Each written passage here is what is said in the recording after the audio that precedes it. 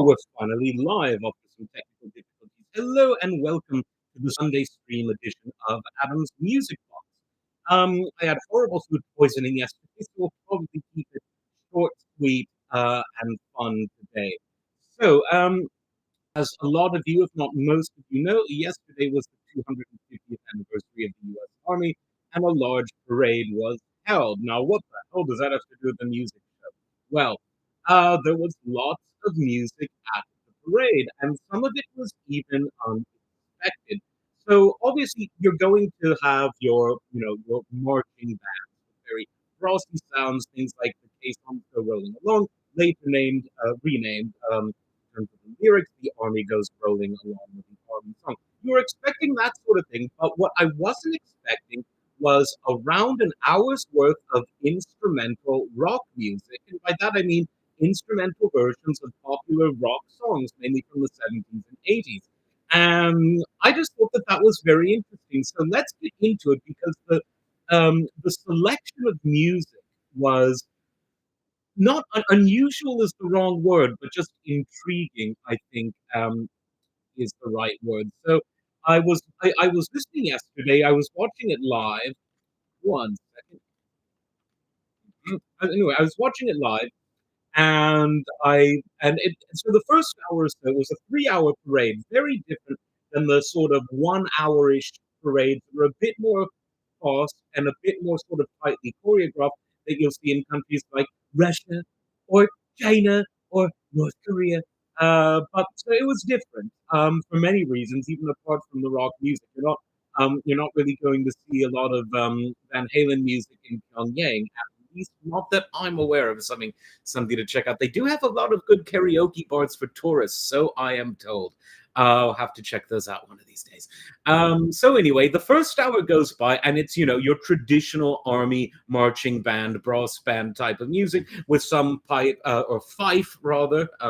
Never get that one right. And drum music dating back to the wars of the 18th and very early 19th centuries. But then at about an hour into it, when the heavy tanks start rolling, which is, let's be honest, that's what everyone's there to see, they start playing Barracuda by heart, an instrumental version. And I thought, is this like some pre-recorded stuff? And no, much to my delight, they had a live band who were very tight and very professional, playing arrangements of these very famous rock songs, instrumental arrangements of what were rock songs. And I thought, whoa, this is pretty cool. Now, I don't know who the members of that band were. From what I could see, they didn't get a lot of camera time, unfortunately. The musicians rarely do. But they were uniformed, so I assume that they are musicians who are part of the army. So I thought that was very cool, giving them that opportunity on a global video YouTube stage to play their stuff. Well, not their stuff, but you know what I mean.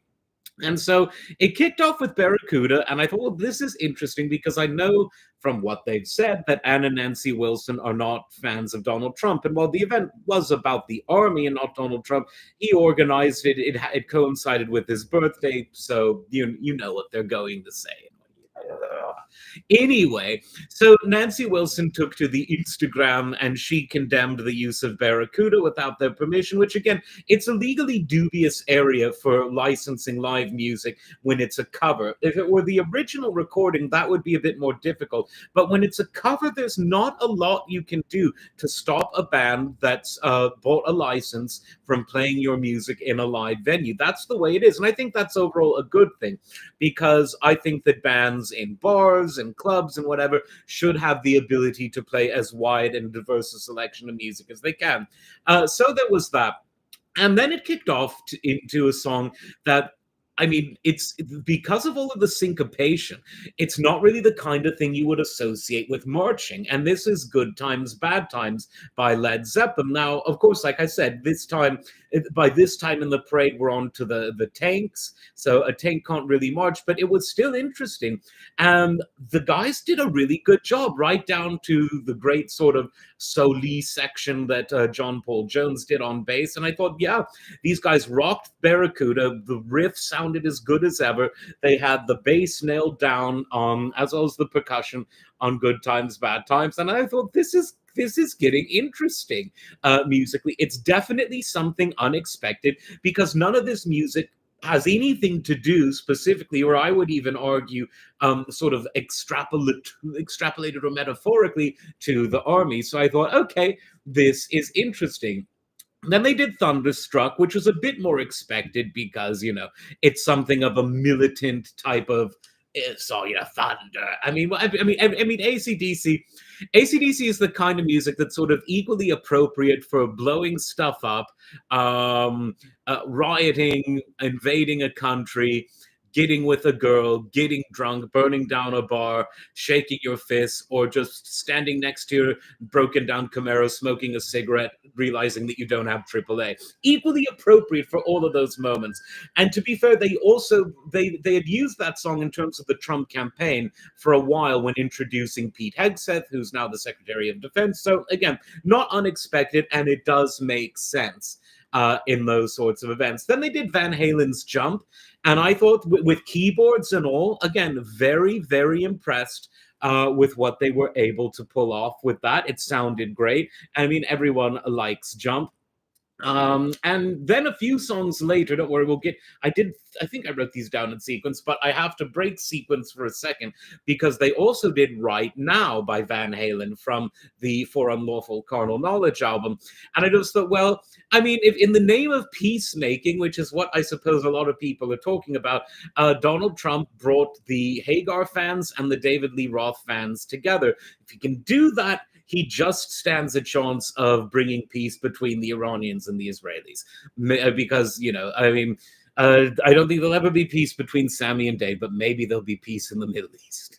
You never know. But this show is free, so you can keep the complaint letters to yourself. So then they did Enter Sandman, which again, nothing specifically to do with the military, but Metallica being, it's in the name, strong, heavy, metallic music. You could see how that goes along with tanks rolling down the street. Some of Metallica's fans, because obviously they have a very big and vocal fan club, and they were divided. Some loved it, some didn't like it in terms of associating it with a kind of national event, but the band itself did a really good job. And then, of course, Sweet Child of Mine, which, it's the kind of song that everyone can play badly, but few can play well. And I honestly thought that the band yesterday pulled it off very, very well. It's hard to play that guitar solo without going monstrously flat, because you have to bend it, but you can't break it. And a lot of amateurs that try to cover that well-known song do make that mistake. The guys yesterday, again, really professional. You could say they had military-like precision. They were, after all, an army band.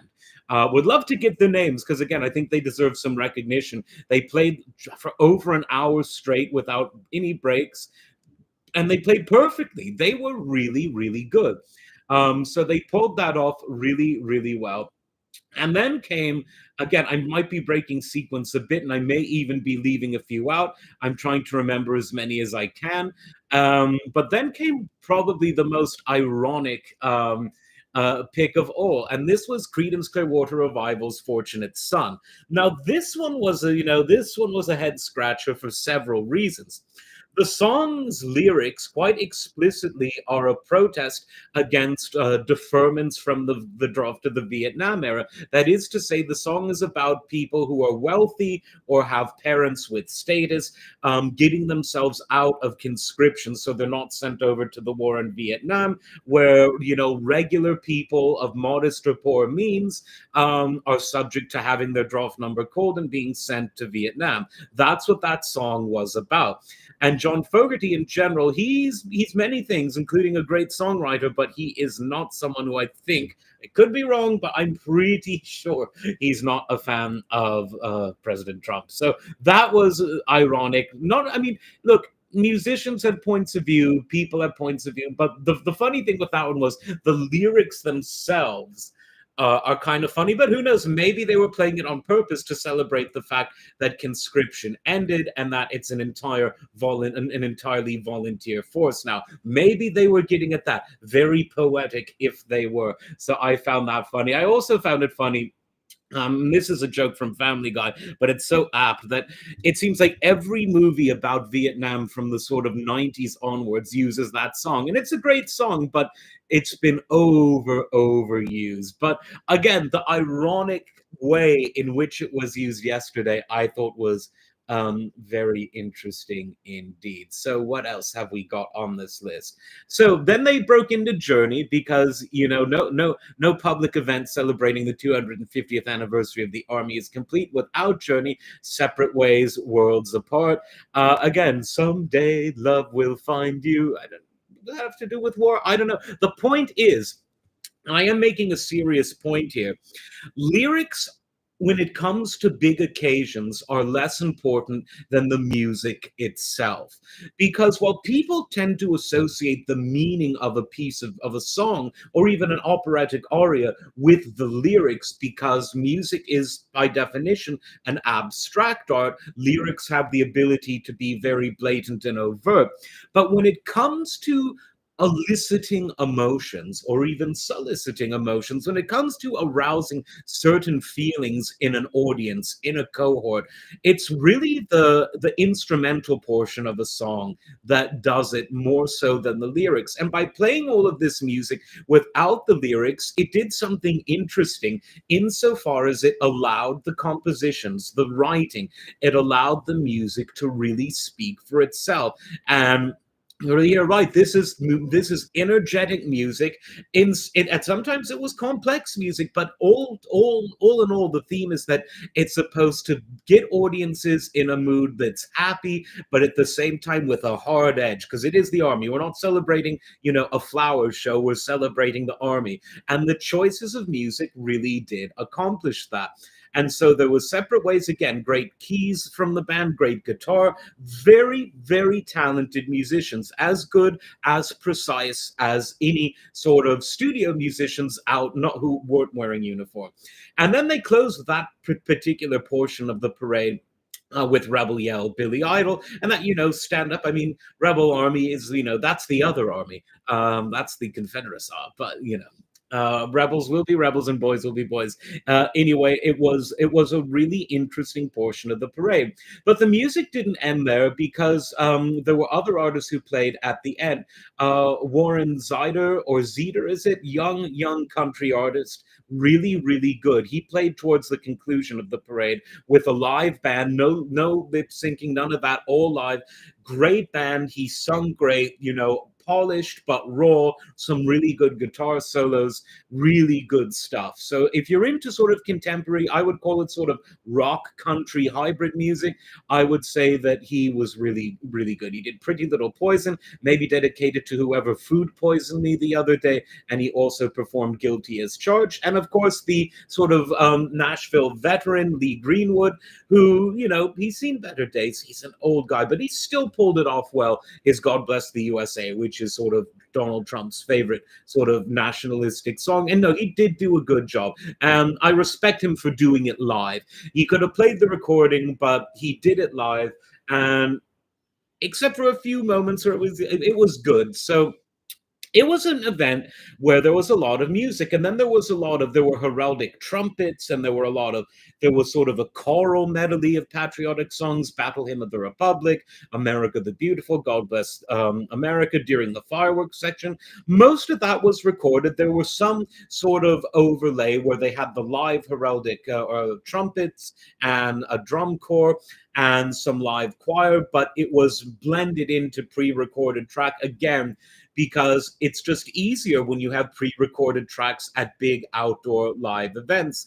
But like I said, Warren Zeder, he was live, Lee Greenwood was live, and these guys, these Army guys in that rock band, that session style rock band, were all live, and they were note perfect.